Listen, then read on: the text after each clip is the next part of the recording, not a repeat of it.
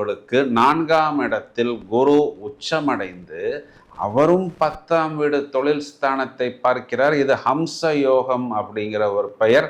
முதல்ல உங்களுக்கு இந்த 4ஆம் இடம்ங்கிறது உங்களுடைய வீடு. அப்போ ரொம்ப நாளைக்கு அப்புறம் வீட்டில் குட் நியூஸ் என்பது கண்டிப்பாக உங்களுக்கு ஏற்படும்.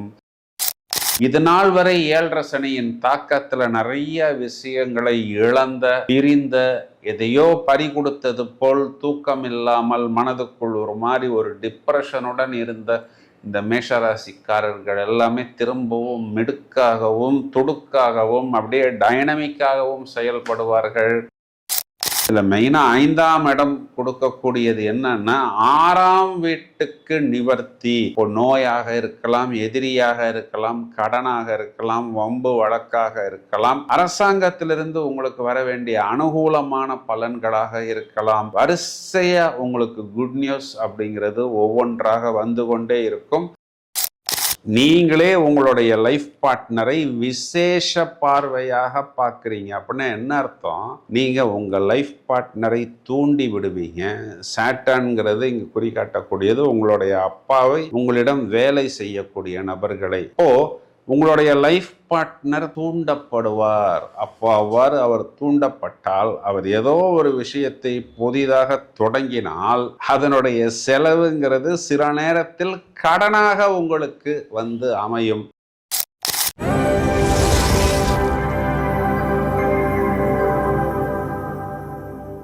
எல்லோரும் வெற்றி பெற வேண்டும். அமர்க்களமான ஆகஸ்ட் மாதம் என்ன சொல்கிறது?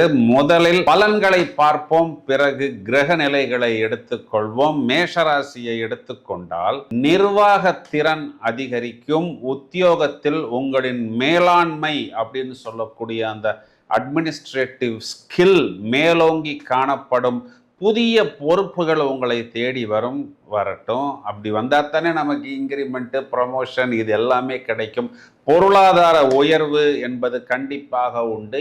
எதிர்பாராத தன லாபம் மற்றும் பூர்வீக சொத்துக்களால் நமக்கு அனுகூலம் மற்றும் ஆதாயமான பலன்கள் கண்டிப்பாக உண்டு. உறவுகளில் முதிர்ச்சி எதிர்பார்க்கலாம். இது நாள் வரை நிறைய இடத்துல உறவு ஒரு மாதிரி விட்டு போன மாதிரி இருக்கு சார், உறவுக்குள் கசப்பு ஏற்பட்டு விட்டதுன்னு யாரெல்லாம் வருத்தப்படுகிறார்களோ அங்கு கருத்து வேறுபாடுகள் நீங்கி பரஸ்பரமான ஒற்றுமை கண்டிப்பாக காணப்படும். ராசியாதிபதி செவ்வாய் ராசிக்கு 3ஆம் இடம் சொல்லக்கூடிய வெற்றி ஸ்தானத்தில், உங்க ராசியாதிபதி எங்க போய் உட்கார்ந்து இருக்கிறாருன்னா காற்று ராசியில வெற்றி ஸ்தானத்தில் உட்கார்ந்திருக்கிறார். மேலும் உங்களுக்கு 10ஆம் இடம்னு சொல்லக்கூடிய உங்க ராசியாதிபதி எந்த வீட்டில் உச்சமடைகிறாரோ அந்த வீட்டை விசேஷமாக நீங்கள் பார்க்கிறீர்கள். இதனுடைய அர்த்தம் என்ன அப்படின்னா, உங்களுடைய வெற்றியை விசேஷமாக உச்ச பார்வையுடன் நீங்கள் பார்க்கிறீர்கள். அப்ப அந்த வெற்றி உங்களுக்கு தொழில், அது உத்தியோகமாக இருந்தாலும் உச்சமடைய போகிறது. காற்றுன்னா இன்னைக்கு இன்டர்நெட்டு, கூகுள், இன்ஸ்டா இதிலெல்லாம் உங்களுக்கு குட் நியூஸ் என்பது வருகிறது. பயணங்களால் நிறைய ஆதாயம் உண்டு.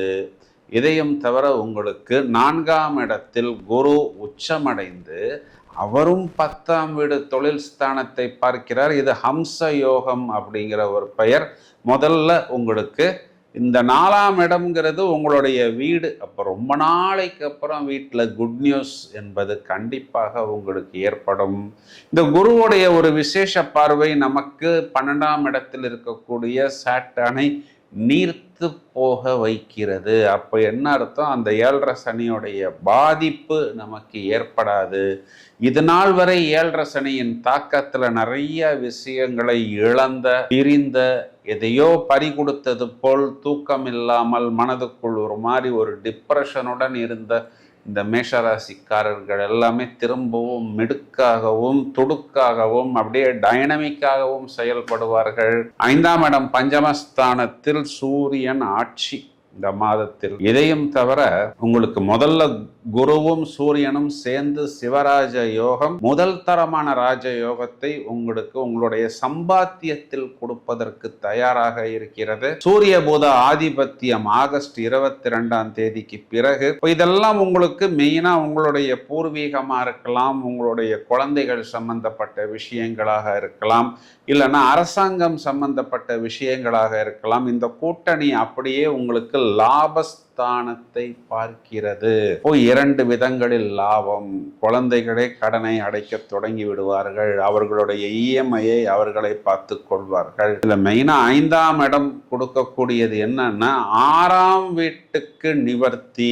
நோயாக இருக்கலாம், எதிரியாக இருக்கலாம், கடனாக இருக்கலாம், வம்பு வழக்காக இருக்கலாம், அரசாங்கத்திலிருந்து உங்களுக்கு வர வேண்டிய அனுகூலமான பலன்களாக இருக்கலாம். வரிசையா உங்களுக்கு குட் நியூஸ் அப்படிங்கிறது ஒவ்வொன்றாக வந்து கொண்டே இருக்கும். குறிப்பா ஆவணி மாதம், அதாவது ஆகஸ்ட் 17ஆம் தேதிக்கு பிறகு நிகரற்ற ஜாக்பாட்டை மேஷராசிக்காரர்கள் கண்டிப்பாக பெறுவார்கள். அதுதான் நான் அந்த பதிவின் தொடக்கத்தில் சொன்ன மாதிரி நிறைய increment, promotion, appraisal, higher position இதெல்லாம் உங்களுக்கு ஏற்படும்.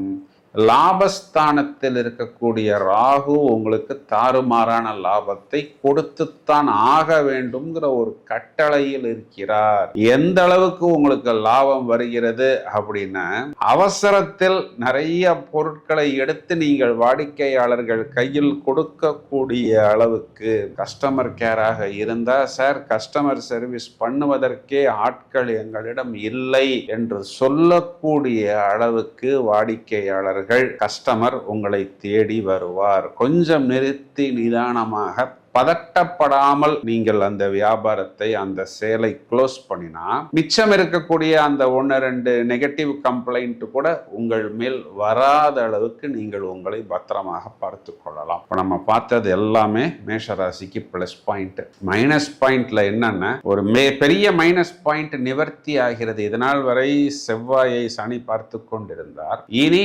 சனியும் செவ்வாயும் சேர்ந்து தனுராசி மண்டலத்தை பார்க்க போகிறார். இதுல சனி என்பவர் வக்ரம். சனி வக்ரம்ங்கிறது மேஷத்தை பொறுத்தவரை நல்லது. ஏன்னா சனி என்ற கிரகம் எதிர்நோக்கி பயணிக்கிறார். First point. பார்வை பலத்தில் தனுர் ராசி மண்டலம் உங்களுடைய அப்பாவை குறிகாட்டுகிறது. அப்போ உங்களுடைய அப்பாவை களங்கப்படுத்த, உங்க அப்பாவை டென்ஷன் படுத்த யாராவது அவருடைய தொழில் துறை சம்பந்தப்பட்ட ஒரு நபர் நெகட்டிவாக வருவார். அப்போ நீங்க தான் உங்க அப்பாட்ட சொல்லி உங்களுடைய அப்பாவை பத்திரமாக பார்த்து கொள்ளணும். இதுல கொஞ்சம் ஸ்லிப்பானா உங்க அப்பாவுக்கு ஏதாவது ஒரு தோல்வியோ அவமானமோ ஏற்படும். மேலும் கோயில்களுக்கு போவது, தொழில் பாக்கியம், மெயினா 9ஆம் இடம்ங்கிறது பாக்கியம். பாக்கியத்தை அடைவதற்கு, இப்போ பாக்கியம்னா ஒரு பெரிய வீடு வாங்குறதா இருக்கலாம், இல்லை யாகம், கோயில், பூஜைகள், புனஸ்காரங்கள், வெளிநாட்டு பயணம், இதெல்லாம் பாக்கியம். 9ஆம் இடம் குறிகாட்டக்கூடிய இளைய களத்திரம். அதுக்கு ஏதாவது ஒரு ஷார்ட்கட். நிறைய பேர்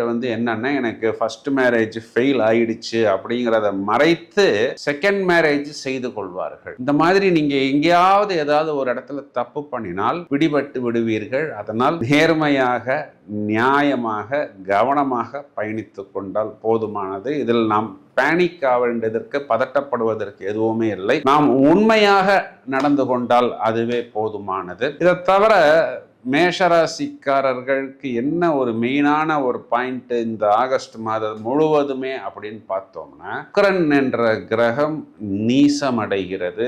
அடையட்டுமே, எனக்கு என்ன அப்படின்னு சொன்னா, மேஷராசியை பொறுத்தவரை சுக்கிரன்கிறவர் உங்களுக்கு தனம், குடும்பம், வாக்கு, உங்களுடைய லைஃப் பார்ட்னரை குறிகாட்டுகிறது. கொடுத்த வாக்கை காப்பாற்றுவதற்கு அப்படிங்கிற ஒரு ஆங்கிள் பார்க்கும் பொழுது, வாக்கு கொடுப்பதற்கு முன் கொஞ்சம் கவனமாக நாம் வாக்கு கொடுக்கணும். பெரிய கமிட்மெண்ட் ஆயிருந்தா ஆகஸ்ட் முடிந்து செப்டம்பர் மாதத்தில் நான் ஹானர் செய்கிறேன் அப்படிங்கிற மாதிரி வாக்கு கொடுத்து கொள்வது நல்லது. மேலும் சுக்கிரன் இங்கு உங்களுடைய லைஃப் பார்ட்னரை குறிகாட்டுகிறார். அவருக்கு ஏதாவது சின்ன சின்ன உடல் உபாதைகள் அப்படிங்கிறது ஏற்படும். கொஞ்சம் கவனமாக அதையும் பார்த்து கொண்டால் போரும்.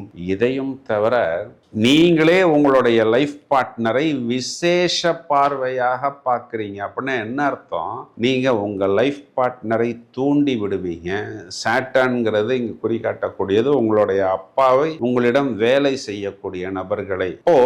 உங்களுடைய லைஃப் பார்ட்னர் தூண்டப்படுவார். அப்போ அவ்வாறு அவர் தூண்டப்பட்டால், அவர் ஏதோ ஒரு விஷயத்தை புதிதாக தொடங்கினால் அதனுடைய செலவுங்கிறது சில நேரத்தில் கடனாக உங்களுக்கு வந்து அமையும். ஆனால் இந்த ஒரு விஷயத்துக்கு மட்டும் கொஞ்சம் கவனம் செலுத்தினால் அதுவே போதுமானது. மேலும் மேஷராசி சகோதரிகள் எடுத்துக்கிட்டோம்னா, கணவனுக்குண்டான காரகத்துவம் உங்களுக்கு செவ்வாய் வெற்றி ஸ்தானத்தில் தான் இருக்கிறது. ஆனா உங்களுக்கு கலத்திர காரகன் சுக்கிரன் 6ஆம் இடத்தில். அப்ப என்ன அர்த்தம்? நீங்க உங்களுடைய கணவனை புதிதாக ஒரு விஷயத்துக்கு தூண்டாமல் இருந்தால் அதுவே போதுமானது. மாணவர்கள் கண்டிப்பாக கல்வியில் கூடுதல் கவனம் செலுத்துவார்கள். மாணவர்களுடைய டிஸ்டர்பன்ஸ் கட் ஆகும். அதாவது இந்த நெகட்டிவ் டிஸ்டர்பன்ஸ், ஃப்ரெண்ட்ஷிப் டிஸ்டர்பன்ஸ் எல்லாம் கட் ஆகிவிடும். அதுவே வந்து உங்களுக்கு ஒரு பெரிய பிளஸ் பாயிண்டாக எடுத்துக்கொள்ளலாம். இதையும் தவிர வயதில் மூத்த நபர்கள், குறிப்பா இந்த டயபெட்டிக்,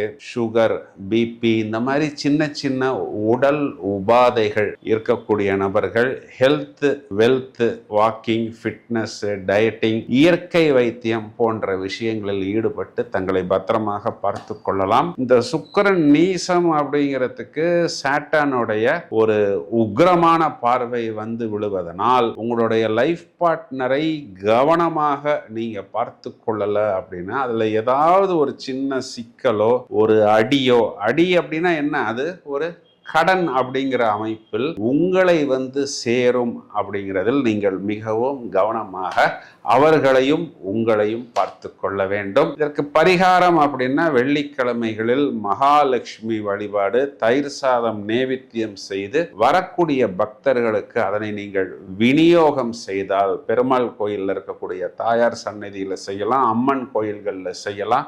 ஆடி மாசம்ங்கிறதுனால அம்மன் கோயில் எல்லாமே அட்டகாசமாகத்தான் காணப்படும். உங்களை கவச்சம் போல் பாதுகாக்கும் என்று சொல்வதுதான் நிதர்சனமான உண்மை. நாம் இவ்வளவு நேரம் பார்த்த இந்த பலன்களுக்கு உண்டான கிரக நிலைகளை எடுத்துக்கொண்டால், ஆகஸ்ட் மாதம் 3ஆம் தேதி செவ்வாய் என்ற கிரகம் மிதுன ராசி மண்டலத்தில் சஞ்சாரம் செய்து அவர் எங்கு உச்சமடைகிறாரோ மகர ராசி மண்டலத்தை விசேஷ பார்வையாக பார்க்க இருக்கிறார். இந்த மாதம் முழுவதுமே சாட்டான் சனீஸ்வர கிரகம் வக்கர நிலையில் உக்கிரமாக சுக்கிரனை பார்த்து கொண்டிருக்கிறார். சுக்கிரன் இந்த மாதம் முழுவதுமே நீசம்.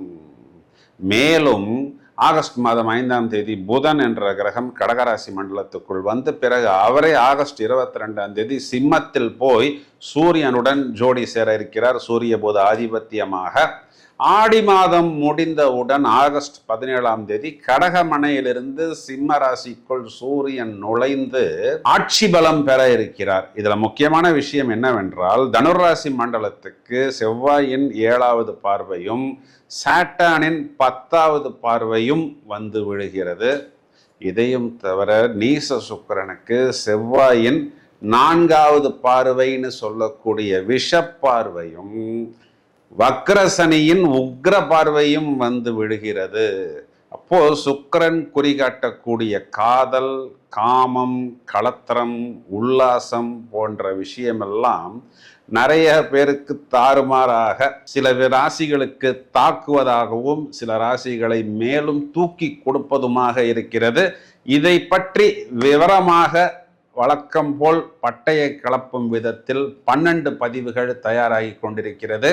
எனவே தொடர்ந்து இணைப்பில் இருங்கள். இந்த பதிவை உங்களது நண்பர்களுக்கு ஷேர் செய்யுங்கள். வாழ்த்துக்கள். Thank you friends.